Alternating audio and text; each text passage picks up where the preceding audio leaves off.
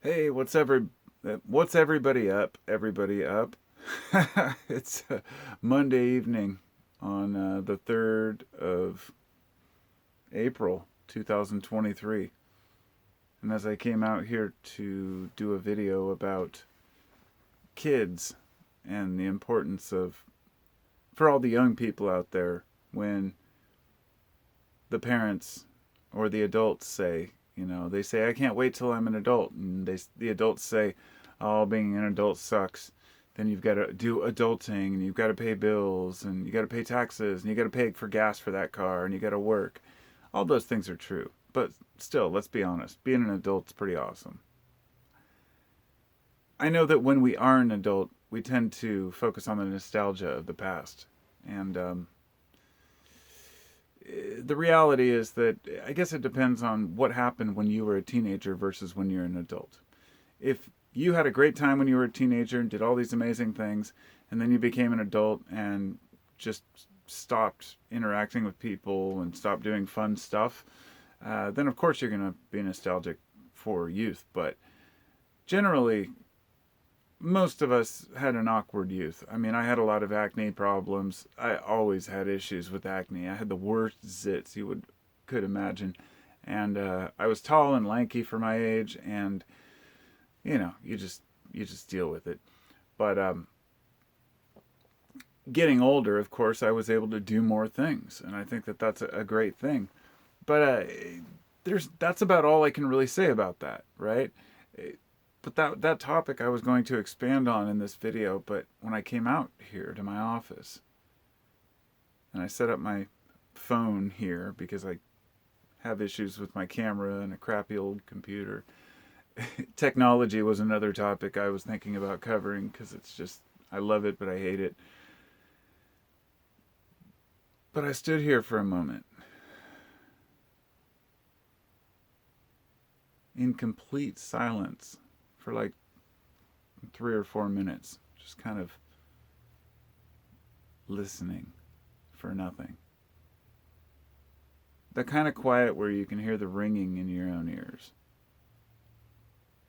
I'm a carpenter, and when I go to work, we have very loud power tools. We're talking, certain tools in the shop can be 120 decibels. I mean, you've got some of the loudest are like the, board planers and the compound miter saw, depending on the tools you have. Some of them are quieter than others, but some can be so gratingly loud that if I get to work and I forget to put my earplugs in, I instantly regret it.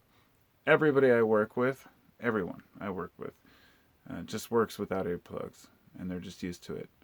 And a lot of the time without safety glasses too, but that's another story altogether. Hearing to me is extremely important. When I go to concerts, a couple of times I forgot my earplugs and it was horrendous. I felt horrible afterwards. I felt stupid because my ears were ringing for like 2 days after I went to a prof concert a while back. It's like, damn it, I should have worn just toilet paper or anything, but I had nothing and I was stuck in the front because we went up to the front and in the early meet and greet thing, and then I didn't want to leave my spot right in the front.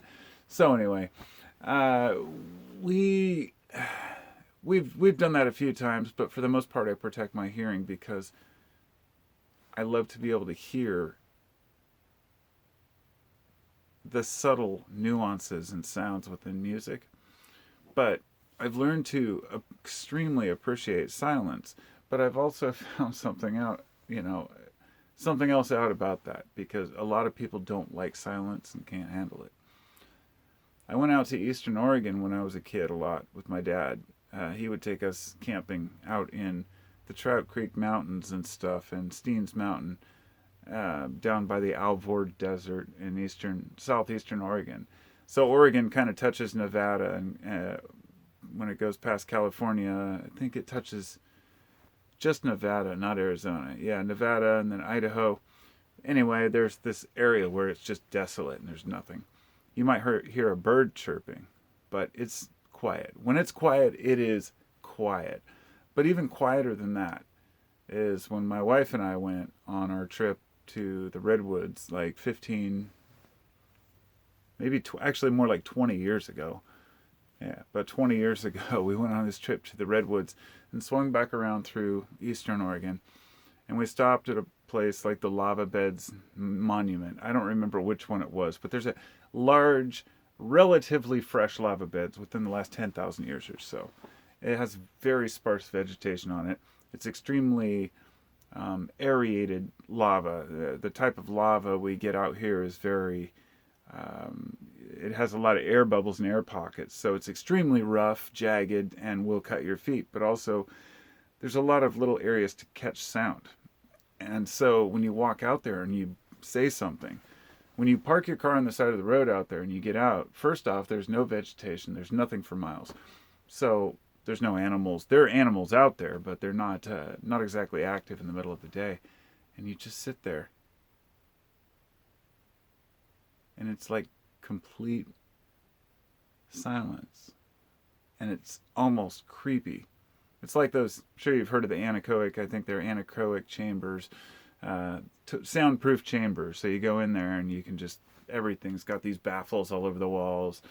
And they use them for, basically you can hear your own heartbeat. It's so quiet. The room I'm in right now is my back office, which between here and my house is a buffer zone of like my garage, my living room, and then the garage is over there buffering it from the garage door, which is a thick garage door and insulated. This is an insulated wall, and then I have one small like 4-foot by 16-inch window, and it has a large heavy curtain over it. So when I stand here, I can't hear anything, and I think this is so rare, you know. Even for me, when I try to sit in silence, I'm listening to music or something else. Even in my car, I stopped listening to music half the time. I just like to sit in silence, but there's still road noise, right? So you can never quite escape it, no matter where you go. You go out to the woods, because that's what we have, a lot of woods around here. You can't escape it out there. There's always wind blowing, trees rustling, animals, creeks and rivers, things like that, which I love personally. It's white noise that's always going. But there are very few actual silent places. Apparently, the quietest place in the United States is the Olympic National Rainforest. And I'll tell you, if you ever get a chance to go out there, it's amazing. They're trying to stop flyovers and jets, you know, because the military tests out there and people are, you know, fighting it. They're like, why? The last quiet piece of land and you're flying F-16s over it. So, but it's important that we understand silence, not just in the woods or out there in nature, but in our own lives, however we can find it.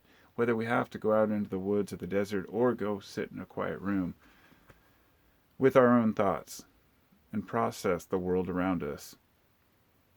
I feel like, to kind of bring it full circle, the reason why I got into talking about silence after talking about the kids was because I feel like the kids today don't get enough of it. Which also ties into the discussion I was going to have about technology. And it's very distracting. Our phones are constantly there. Our phones and computers are always ready to be opened up and say, hey, look at me. There's something else going on. I could sit and say, yeah, well, you should turn off all your notifications for all of your social media, that you shouldn't use Twitter or delete Facebook. It doesn't matter. We're always going to find a distraction, something on the phone or the internet that we can justify somehow. I tried Twitter a couple of years ago. It's a horrendous place. And pretty much only use YouTube. I also have an Instagram where I share my carpentry and guitar stuff, but building guitars, not playing them. I'm not that good at playing them, or building them yet. Getting there. Anyway, time to reflect is important, and that's, I guess, all I wanted to say. And especially for the young people out there, especially those young men out there in their 20s or so, or teens, you know, like still trying to figure out what's important, you have to sit with your thoughts to figure out what's important. But most of all, this is super crucial, and it's the thing that nobody ever really says. It feels like people always overlook. They're like, well, you can change your ideas in your mind. You've just got to be able to get the information. You have to be able to ferment it. And anybody who's ever fermented, anybody who's ever made wine or beer or liquor, distilling's different, but anybody who's ever made beer, let's say, knows that you can't rush it. If you add too much sugar to try to make it too strong, bottles might blow up. If you drink it too soon, it tastes like crap and doesn't have any alcohol. You've just got to go through the process. It's just how it is, how it's always been. And it's the same with anything. Any idea you have in your mind, you have to ferment it. You have to process it. It can also be considered fertilization, like a seed being planted in your ideas. And if that seed flourishes, so be it. So just don't rush it. That's all. We're not patient. I know that life is quick. We really do need time to actually think. Sometimes we can process a lot faster if we don't have distractions around us. So try going to a quiet place and just sitting and just being for a while, If you don't already.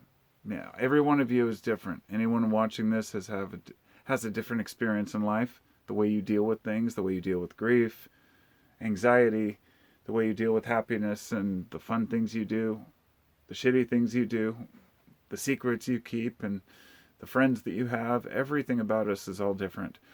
But deep down inside, we have some very similar interests and needs. And besides the idea of food, water, shelter, community, purpose, and those are extremely important too, we also have the need for,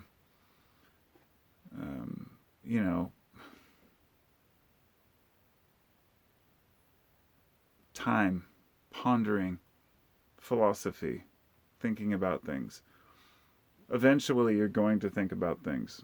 You're not going to be able to hide from them. So if you're hiding from anything, your thoughts about death or life or existence in general, existential dread will only overtake us if we allow it to. Always keep it on the back of your mind. Listen to some Alan Watts if you're unsure. That always kind of makes me laugh. Anyhow, that's my ramble for the night, and I'll talk to y'all next time. Much love.